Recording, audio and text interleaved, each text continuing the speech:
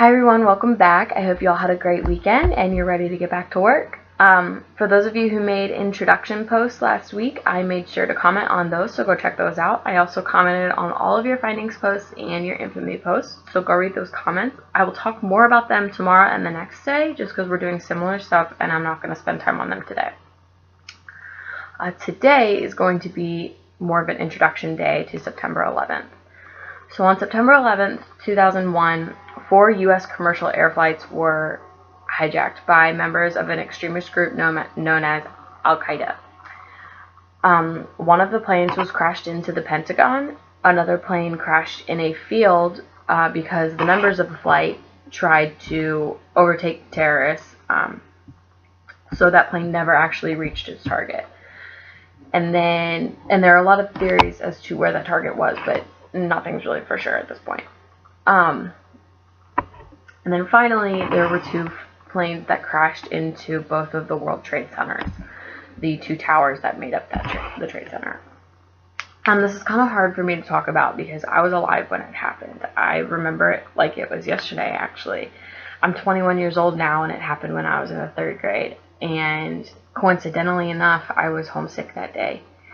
And I remember walking downstairs and finding my mom watching the news and crying, and I was so unsure of what was happening. All I knew was that something bad had happened, and she told me that a plane had crashed into the first tower.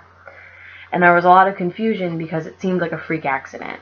But shortly after, another plane crashed into the 2nd tower, and that's when everyone kind of realized that this wasn't an accident. This was something that was planned, and this was something very bad, whether it be an attack from a different country or an attack from inside the country. No one really knew what happened. We just knew that this was something very terrible, and this was something that was going to change a lot of lives.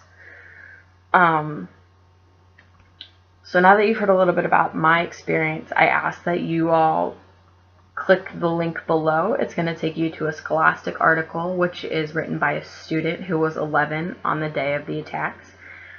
So read that. And then I also encourage you to go home or at school, ask a teacher or someone who remembers the attacks. So a teacher, a parent, a grandparent, an older sibling, anyone who remembers that day.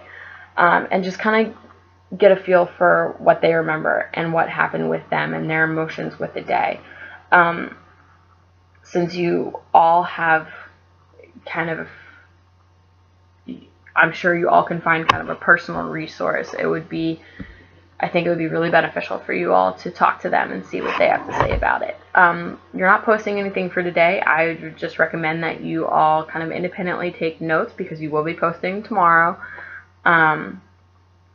So I will definitely ask that if you talk to someone, you share that with us. So that will be shared tomorrow, and then any of your other findings. But that's it for the day. So thanks, guys.